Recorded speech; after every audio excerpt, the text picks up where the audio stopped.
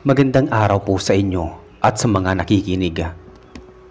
Ako po si Juanico o mas kilala bilang Nico, na tubong Negros Occidental.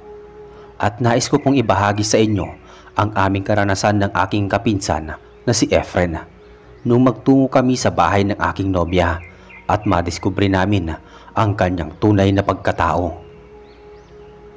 Taong 1978, nakatira pa kami sa bahay kubo ng aking pamilya at nagkataon pa na buntis ang panganay kong kapatid na si Ate Ellen at malapit na noon ang kanilang graduation sa kolehiyo, kaya maaga siyang napauwi sa probinsya namin.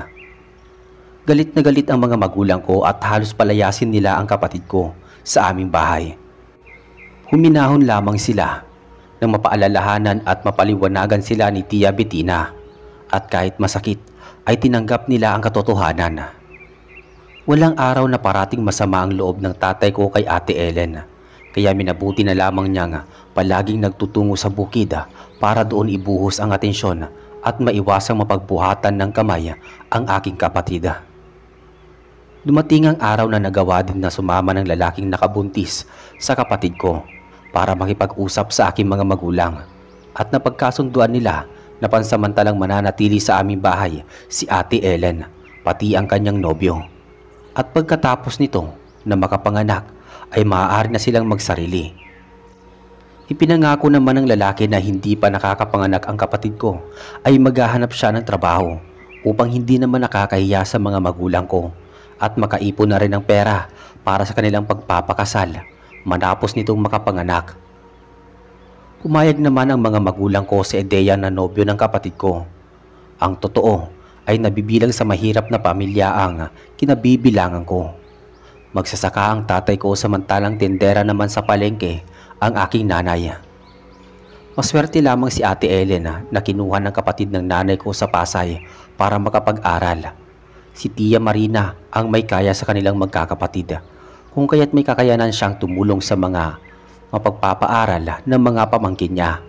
Subalit sa kalagayan ni Ate Ellen ay mukhang hindi na siya makakaakyat sa entablado at makakakuha ng diploma. Simula ng araw na iyon ay naghigpit na sa amin ni Kuya Claudio ang aming mga magulang. Magkasunod kaming dalawa pero ako ang bunso sa aming tatlo. Hindi kami pinayagan ng aming mga magulang na manligaw at makipagrelasyon hanggat hindi pa kami nakakatapos sa pag-aaral. Ayaw nilang maulit sa aming dalawa ang kamalasang inabot ni Ate Ellen at pinagbantaan pa kami ng tatay namin na kapag nadisgrasya kami ng babae ay itatakwil niya kami at hahayaang mamuhay ng mag-isa. Nasa ikalawang baitang pa lang ako noon sa sekundarya, samantalang si Kuya Claudio ay nasa ikaapat na baitang sa sekundarya at nabibilang sa mga estudyanteng may natatanging karangalan sa akademya, kung kaya't mas nag-alala siya sa kanyang magiging desisyon. Sinikap niyang maging maingat at umiwas sa mga tukso para makapag-focus sa pag-aaral. Subalit hindi ko yun maiwasan. Sa eskwelahan ay maraming lumalapit sa aking mga babae at ang iba pa sa kanila ay hayagan pa na nagpapakita ng motibo at paghanga sa akin. Hindi naman ako gwapo pero sadyang babae na ang kusang nagpapakita sa akin ng paghanga, kaya pinipilit ko silang iwasan. Kaya naman halos ang pinsan ko na si Efren ay palagi akong nakakasama sa araw-araw. Pero sadyang mapaglaro ang tadhana at hindi ko inaasahan na mangyayari iyon sa akin. Minsan napadaan ako sa may bukid at naghatid kami ni Efren ng pananghalian ng tatay ko. Dumaan kami sa gawing tabing ilog at doon namin nakasalubong ang isang dalagita. At sa unang pagkakataon ay tumibok ang puso ko para sa kanya. Love at first sight daw ang tawag doon ng mga matatanda. Malaanghel ang inosente niyang muka at kakaiba siya sa aking mga kaklasing babae. Hindi ko mapaliwanag ang pagtambol ng puso ko habang pinagmamasdan ang mga matatamis na ngiti sa kanyang labi at maging ang malalalim na biloy sa tigkabilaan niyang pisngi. Halos mapatulala ako sa kagandahan niya at hindi ko napansin na pinagtatawanan na pala ako ni Efren. Naimasmasan na lamang ako noong ilahad ng dalagita ang kanyang kamay at nakipagkilala siya sa amin. Agad ko namang tinanggap ang kamay niya at nadaba ko kung gaano iyon kalambot. Kasabay pa nang narinig ko ang malambing niyang tinig. Minda pala ang pangalan niya at nakatira siya sa paanan ng bundok. Nagawi lamang siya sa may tabing ilog dahil doon ang lugar na tinatambayan niya sa tuwing nalulungkot siya o naiinip sa kanilang bahay. Tinanong ko siya kung nag-aaral siya, ngunit tumanggi siya at nasabing matagal na siyang huminto sa pag-aaral bago pa sila lumipat sa Negros dahil tumutulong na lamang siya sa pagtatrabaho ng kanyang mga magulang. Matagal pa kami nagkakwentuhan at nang sumapit ang takip silim ay saka namin naisipang magpaalam na sa isa't isa. Nang maisip namin ni Efren na posibleng nag-aalala na ang mga magulang ko. Naging makulit ako at nakiusap ako kay Minda na kung pwede ko pa siyang makita sa mga susunod na araw. Binigyan naman niya ako ng panibagong pag-asa at pumayag siyang makipagkita sa akin sa kasunod na araw sa may tabing ilog pagkatapos kong makalabas sa eskwelahan. Natuwa ako at nagpasalamat ako sa kanya bago pa kami humiwalay ng tinatahak na daan ng aking pinsan. Nung makarating kami malapit sa may bakuran ng bahay ko, ay bumulong ako kay Efren na kung maaari ay walang makakaalam ng ibang tao kahit ang pamilya ko sa pakikipagkita ko kay Minda dahil sigurado mapapagalitan ako ng aking mga magulang. Lalaki namang may isang salita si Efren at nangako siya na hindi niya ipapaalam sa mga magulang ko ang aming sikreto bago pa siya umalis nang mapansin na nasa labas na ng bahay ang tatay ko at nakapanood sa aming dalawa. Dumiretso ako sa may pinto at nagmano sa tatay ko. Tinanong ako kung bakit halos inabot na ako ng takip silim sa labas ng bahay. May kapamahalaan ang boses niya kaya talagang nakakatakot pero nagsinungaling ako at nabanggit ko na gumawa kami ng proyekto ng aking mga kaklase at pinilit pa namin iyong tapusin dahil isusulit na namin to kasunod na araw.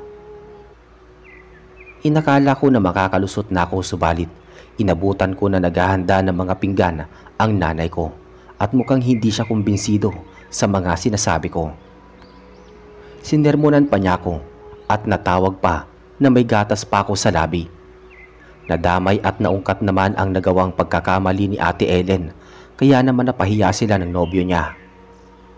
Tumahimik na lang sila habang kumakain at ramdam ko ang sakit na nararamdaman nila. Pero wala namang magagawa at wala ding maitutulong sa kanila dahil takot din ako sa aming mga magulang. Kaya tumangutang na lang ako sa aking nanay bilang pagsang-ayon. Lumipas ang maraming sandali at matapos kong makapaghugas ng mga pinggan ay dumiretso na ako sa silid tulugan. At doon ako nagmumuni-muni sa mga nangyaring pagkakakilala namin ni Minda at nagawa ko pang mag-isip ng pwede kong sabihin sa kanya sa mga susunod na araw. Gusto ko siyang sorpresahin at mapasaya dahil nararamdaman ko na siya na ang babaeng hinahangaan at tinitubok ng puso ko. At kahit mahirap at delikado ay kailangan kong sumugal para mapagsumikapan na mapaibig ko siya. Sa sumunod na araw ay nagkita kami ni Minda sa may tabing ilog pagkatapos ko na makalabas sa eskwelahan. Kasama ko si Efren at may ibinigay na kakanin sa amin si Minda bago kami umuwi sa aming bahay. Hindi na kami nagpaabot ng takip silim sa daan kaya habang maaga pa ay nagpaalam na kaming magpinsan kay Minda at nangako na muling magkikita sa kasunod na araw. Lalong gumagaan ang pakiramdam ko sa tagal naming nagkakausap ni Minda. At sa tingin ko ay unti-unti nang nahuhulog ang loob ko sa kanya. Habang nasa daan kami ay tinatawag kami ni Mang Dolfo at inutusan kami magpinsan na dalhin ang hiniram na itak ni Mang Dolfo sa aking ama. Dumaan kami sa bahay niya at ibinigay niya sa akin ang itak. Inilapag ko ang kakanin sa lamesa, samantalang nakikiinom naman si Efren. At pagkatapos nun ay nagpasalamat na kami at nagpatuloy na kami sa paglalakad. Nakarating na kami sa bakuran nang bigla kong naalala ang kakanin na naiwan ko sa may lamesa ni Mang Dolfo. Ganun na lang ang panghihinayang ko pero wala na akong nagawa para balikan pa ang pagkain dahil ilang kilometro din ang layo ng bahay nito buhat sa bahay namin. Kinagabihan, Nabulabog ang pagtulog ko dahil sa malakas na kalabog sa labas ng aking silid tulugan. Nakarinig din ako ng mga sigawan at alingaw-ngaw ng malalakas na pagmumura ng tatay ko. Paglabas ko ng kwarto ay laking gulat ko nang hinahampas ng nanay ko ang bawat sulok ng dingding. Samantalang si Kuya Teba naman na sumusunod kay Ate Ellen ay sinasabuyan ng asin ang tarangkahan at maging ang dingding at iba pang bahagi ng bahay. Sa kabilang banda naman ay natagpuan ko si tatay at nobyo ni ate. Lumabas ng bahay habang may tangan na itak. Tinanong ko ang nanay ko kung ano ang nangyayari at sumagot siya na may aswang na sumisilip sa siwang ng kwarto ni Ate Ellen at mukhang may balak itong patayin ang sanggola sa sinapupunan ng aking kapatid. Kinabahan ako at hindi kaagad nakatugon sa mga narinig ko. Pagkabalik sa loob ng tatay ko at ang nobyo ng kapatid ko, ay nasabi nila na nabigo silang mahabol ang aswang dahil may tagabulag ito at napakabilis itong makatakas.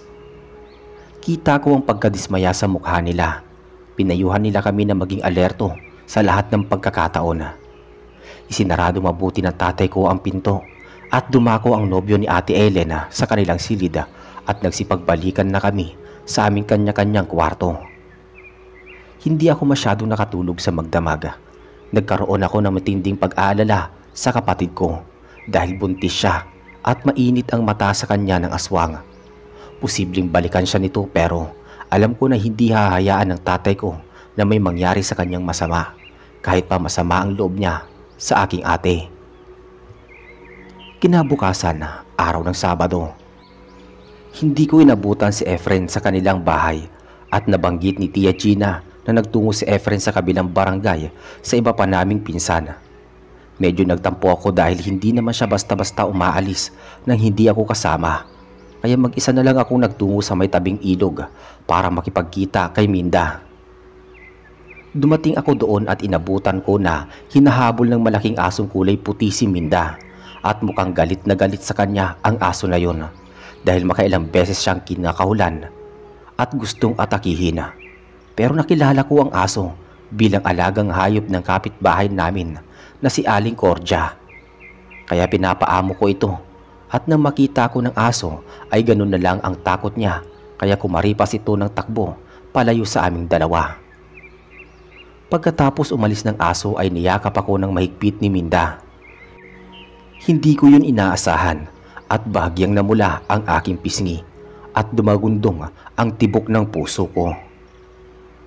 Makailang beses siyang mangiyak-ngiyak na nagpasalamat sa akin at nang mahimasmasan siya ay nasabi niya sa akin na sinusundan siya ng malaking aso at ayaw siyang lubayan. Gusto na sana niyang humingi ng tulong subalit wala siyang makitang sino man sa paligid hanggang sa matagpuan niya ako. Nakadama ako ng awa pero napawi naman lahat nang maglakad-lakad kami at matagal na magkakwentuhan. Pinikiusapan ko siya kung pwede akong bumisita sa kanilang bahay upang makilala ang kanyang mga magulang para formal ako nga makapanligaw sa kanya. Nagtaka siya at napatawa sa mga sinabi ko. Base sa napansin niya sa akin ay masyado kong mabilis sa mga desisyon ko. Pero kailangan muna ng ilang araw bago niya ako payagang makabisita sa kanilang bahay. Gusto muna niyang ipaliwanag ng maayos sa mga magulang niya ang tungkol sa pakikipagkaibigan sa akin.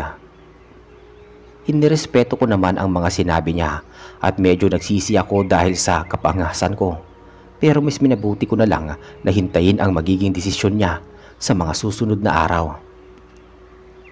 Sa mga dumaan pang ilang araw ay medyo naninibago ako sa mga kinikilos ni Efren. Lalo pa nang mabanggit ko sa kanya ang tungkol sa pagsalakay ng aswang sa aming bahay. Madalas niya akong pinagpapaalalahanan na mag-ingat at umiwas kay Minda dahil hindi ko pa siya lubusang kakilala at kung maaari ay huwag akong basta-basta na mahulog ang loob ko dito dahil baka sa huli ay masaktan lamang ako. Naguguluhan ako sa mga sinasabi niya kaya kinumpronta ko siya at pilit na pinapaamin kung anong nangyari at paano niya nasabing hindi katiwa-tiwala si Minda. Noong una ay nagdadalawang isip pa siya at ayaw niyang ipagtapat sa akin ang gusto niyang ipabatid. Ngunit Sa aking pagkakapilit ay napuwersa ko siyang magsalita. Ang totoo, nakausap pala niya si Mang Dolfo noong magawi siya sa bahay nito. Nabanggit ng matanda na nakita niya ang kakanin sa may lamesa at naisip na naiwan namin iyon sa bahay nila.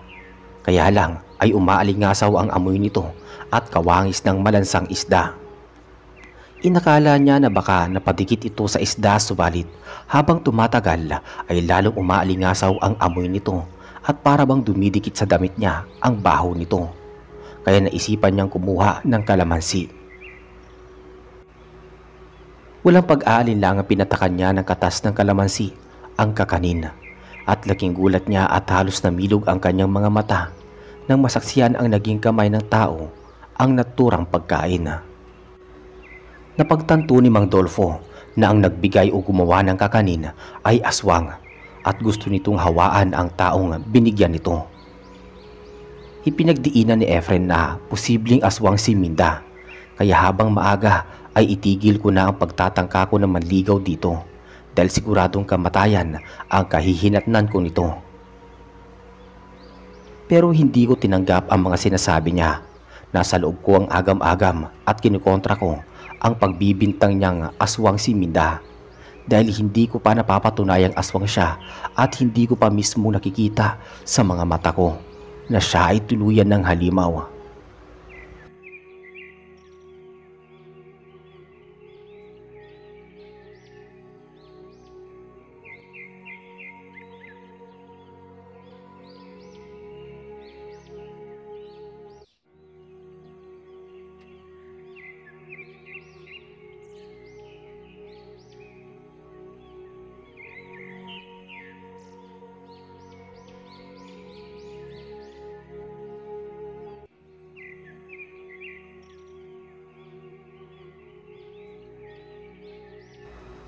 Walang paglagyan ang katuwaan ko pero naging maingat ako.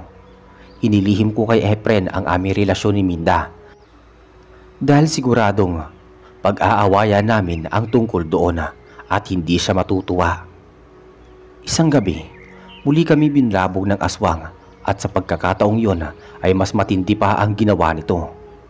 Nagkaroon ng siwang sa bubong ng bahay at lumusot ang mahaba at malakarayom na dila ng naturang nilalang sa tapat mismo ng nakaumbok na tiyan ni Ate Ellen. Napuruhan ito ng nanay at tatay ko kaya nalapnos ang dila dulot ng pagdampi ng asin at halos magwala ang aswang sa may bubong.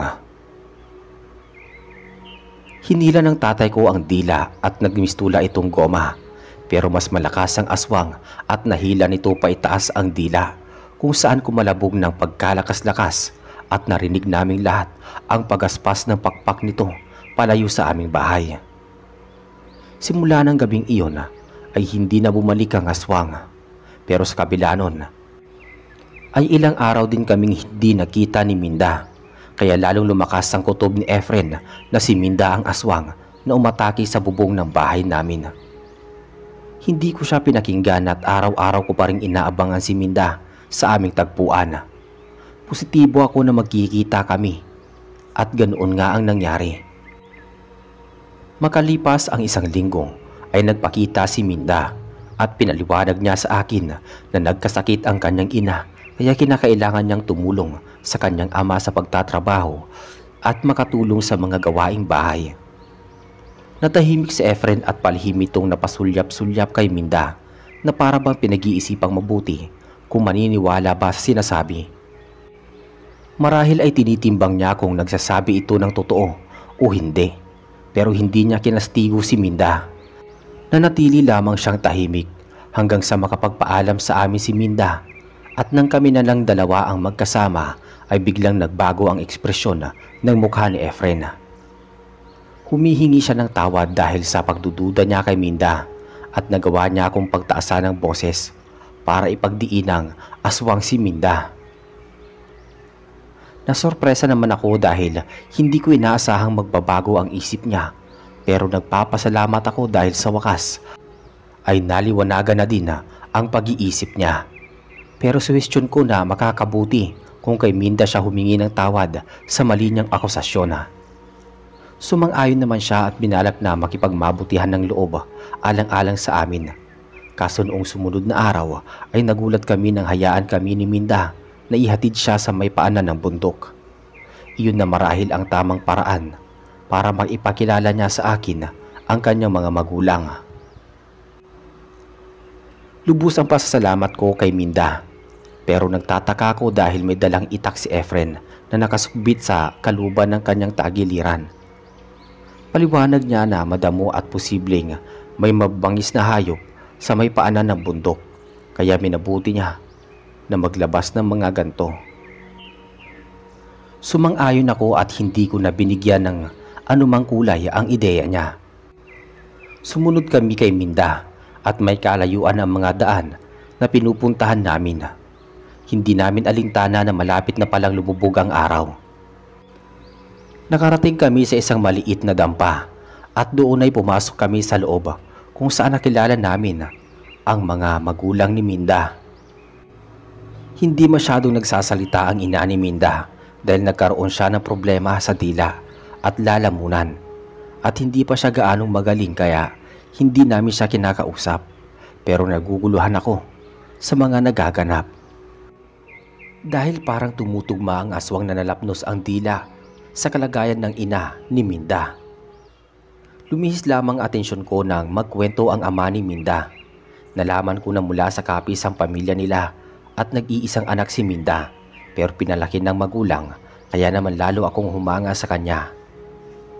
Hindi nagtagal at inalok kami ni Minda na noon ay maghapunan bago kami umuwi sa aming bahay. Ayaw sana naming magtagal dahil sigurado mapapaglitan kami ng aming mga magulang. Pero mapilit si Minda, kaya kahit medyo naiinis si Efren ay nagawa naming umupo sa pagkainan at hinintay na maluto ang masarap na ulam na niluluto ni Minda.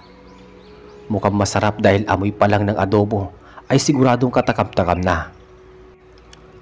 Makaraan ng ilang sandali ay saglit na nagpaalam ang ama ni Minda upang magtungo sa palikuran, samantalang ang ina naman niya ay pumunta sa silida. Naiwan kaming tatlo at inilapag sa pinggan ni Minda ang umuusok na adobo.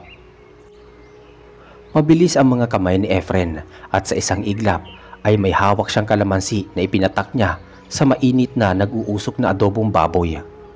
Hindi ko na napigilan si Efren at sa akalaing hanggang sa mga sandaling yon ay nananatili pa rin ang pagdududa niya kay Minda. Hindi pa bumabalik si Minda pero masok-asokan naming pinagmamasdan ang pugot na ulo ng tao na nakalagay sa pinggan. Natuklasan ko na totoo lahat ng paratang ni Efren kay Minda. Natugma ang mga nangyari sa nakaraan. Kaya pala ganoon na lang ang galit ng aso ni Aling Cordia kay Minda dahil sa isa itong aswang. Parang gumuho ang mundo ko sa lahat ng nangyari. Hindi ako makapaniwala na aswang ang nobya ko at nagkamali ako sa naging desisyon ko na pagbisita sa bahay nila. Ngunit huli na ang lahat. Ang tanging magagawa ko lamang ng mga oras na yon ay ang tumakas at tuluyang makipaghiwalay sa kanya. Inabutan kami ni Minda, gayon din ang kanyang mga magulang. Nakararating lang at nakatingin mabuti sa pugot na ulo na nakalapag sa lamesa. Nagsalita si Minda at sinabi niya sa akin na alam ko na pala ang lahat at nadiskubre ko na ang kanyang lihim. Binalingan ko siya ng tingin at pumatak ang luha ko. Tinanong ko siya kung bakit hindi niya ipinagtapat kaagad sa akin ang buong katotohanan at kung bakit pinatagal pa niya at pinaabot sa punto na kung saan kaharap ko na ang mga magulang niya. Hindi siya kaagad nakapagsalita. Bahagya siyang yumukod at narinig ko ang mahinang paghikbi. Humingi siya ng tawad sa akin at nabanggit niya na natakot siyang ipagtapat sa akin ang kanyang lihim sa takot na hindi ko siya matatanggap. At bastang kakalimutan na lang ang nararamdaman ko para sa kanya. Saglit akong naawa at parang kinurot ang puso ko sa mga narinig ko buhat sa kanya. Ngunit pinaalalahanan ako ni Efren na huwag magpapanillang kay Minda. Dahil alam niyang planado iyon lahat para ipain kami sa patibong sa mga magulang niya. Binulyawan kami ng mga magulang ni Minda at sinabi nila na wala nang saysay ang mga pinagsasabi namin dahil nasaktan na namin ito at wag na kami magtangkang tumakas dahil papatayin nila kami. Dagdag pa ng ina ni Minda na ako ang mas malaki ang atraso sa kanila dahil bukod sa pananakit ko ng damdamin ng kanilang anak ay isa pa ako sa kinamumuhian niya dahil ako ang anak ng mga magulang na sumunog sa dila niya. Malinaw na ang lahat. Siya nga mismo ang aswang na sumalakay sa bubong ng bahay namin at pinagbalakang kainin ang sanggol na nasa sinapupunan ni Ate Ellen. Namuo ang galit ko sa puso at nag-umpisang lumapit sa amin ng mag-asawa. Subalit nananatili si Minda sa isang tabi at hindi niya magawang umatake sa aming magpipinsan. Inilabas ni Efren ang kanyang itak at humanda sa anumang labanan. Inihagis ko sa mag-asawa ang lahat ng mahawakan ko sa may mesa. Subalit napakabilis nilang umilag. Pangisi-ngisi pa sila habang ipinapakita sa amin ang matutulis nilang mga kuko. Walang ano-ano ay nakaamoy kami ng usok ng insenso na nagmumula sa labas ng bawat sulok ng bahay. Hindi malaman ng mag-asawa kung ano ang gagawin. Sumiksik sila sa isang tabi habang tumatangis na umaangila. Palakas ng palakas ang amoy na nasa labas at nakakasakit na rin sa ilong. Binulyawan kami ni Minda na umalis na sa bahay nila at wag nang pakita pang muli. Iyon na ang huli niyang pagpapaalam sa akin. Humingi ako ng paumanhin sa kanya at tanging malungkot na ngiti na lamang ang ipinukol niya sa akin bago kami lumabas ng bahay. Nagmamadali namin binuksan ang pinto at nakita namin na paliligiran ng usok ang labas ng bahay. May litaw na figura ng tao at talagang kinabahan kami ni Efren. Inihanda niya ang itak at nang makalapit ang nilalang ay ganoon na lamang ang pagkagulat namin nang maibulalas namin ang kanyang pangalan. Lumapit sa amin si Mang Dolfo at intusan niya kaming kumilos palayo sa bahay ng mga aswang. Sumunod kami sa kanya at kumaripas kami ng takbo. Nang ilang kilometro na ang layo namin ay saka pa lang niya ipinagtapat ang lahat. Ayon sa kanya, matagal na pala niyang nakakausap si Efren ukol sa pakikipagtagpo ko kay Minda. Kaya pala nagtungo si Efren sa bahay ng pinsan namin ay upang humiram ng itak at pangontra sa aswang. Sinabihan si Mang Dolfo na kapag hindi na siya nakabisita sa bahay nito ay sinyalis na nakarating na siya sa bahay ni Minda na pinaniniwala ang aswang. Kung kaya't sumunod na si Mang Dolfo sa direksyon naming magpinsan at gumawa siya ng tuob upang takutin ang pamilyang aswang na nasa loob ng bahay. Napag-alaman ko pa na dati pa lang tagapatay ng aswang si Mang Dolfo noong kabataan niya, kaya marami siyang alam sa pagsupil sa mga aswang. Sinamahan nila kami makauwi sa bahay. At nang makarating ako sa amin ay ipinagtapat ko ang katotohanan sa mga magulang ko. Kamuntik na akong bugbugin ng tatay ko. Mabuti na lang at ipinagtanggol ako ng mga kapatid ko. Ganoon na lang ang paninermon sa akin ng nanay ko pero ipinagtanggol ko na ang sarili ko dahil hindi ko na makayanan ang mga sinasabi niya at mga masasakit na salita kay Ate Ellen. Sinabi ko sa kanya na magkakaiba kaming magkakapatid at huwag niya kaming itulad sa kapalaran ng aming kapatid dahil may pangarap kami sa buhay. Kung nagkamali man ako sa pagpili ng mamahalin ko ay hindi ko yun habang buhay na uulitin sa aking buhay. Sa pagkakataong yun ay natigilan ng nanay ko, lalo na nang magsalita si Ate Ellen maging ang nobyo nito. Humingi sila ng tawad sa pagkakamali nila pero ipinaglaban at dinepensahan ang sarili na magsisikap silang magiging mabuting magulang at hindi nila hahayaang magdildil ng asin ang magiging anak nila. Bubukod sila sa oras na naipanganak na ang sanggol dahil may ipinapagawang kubo ang nobyo ni Ate Ellen na malapit lamang sa aming bahay. Lumipas ang ilang sandali ay lumapit ang mga magulang ko kay Ate Ellen at niyakap siya ng mahigpit. Pagkatapos ay humingi din sila ng tawad sa mga nasabi nila dito, lalo na sa nobyo nito. Bagay na hindi naman nila ipinagdamot kaya pinatawad na rin nila ang mga magulang. Sa mga sumunod na araw ay hindi ko na nakita pang muli si Minda, pero may narinig akong bulong-bulungan ng mga kapitbahay na may napatay na aswang sa may bahaging bukid kung saan may nabiktima itong magsasaka. Naisipan ko na magtungo doon kasama ang tatay ko. Nang makarating kami sa bukid ay nakita ko ang nakahandusay na katawan ng isang binatang wakwak ang tiyan at laslas ang leeg. Samantalang may katabi itong babae na nakasuot ng blusang itim na may nakatarak na matulis na kahoy sa dibdib nito. Namukhaan ko ang babae at iyon mismo ang ina ni Minda. Narinig ko pa na wala nang nakatira sa kubo sa may paanan ng bundok at mukhang lumisan na sina Minda at ang tatay nito. Nalungkot ako at ganoon na lang ang pagkawasak ng puso ko. Minahal ko si Minda kaya nangulila ako nang umalis siya kahit na nalaman ko pa na isa siyang aswang. Malaki din ang pinagsamahan namin at siya ang una kong pag-ibig kaya hindi madali para sa akin ang makalimot. Ipinagpatuloy ko ang aking pag-aaral at isinantabi ko ang ideya ng panliligaw. Samantalang nabalitaan ko na lamang na may kasintahan na pala ang kapatid kong lalaki at pinayagan na siyang makipagrelasyon ng aming mga magulang basta hindi pababayaan at sisirain ang pag-aaral. Bumukod na din ng bahay sina Ate Ellen kahit papaano nagkaroon ng trabaho si Kuya Alan kahit pa extra lamang siya. Nakaipon siya ng pera sa panganganak ng aking kapatid.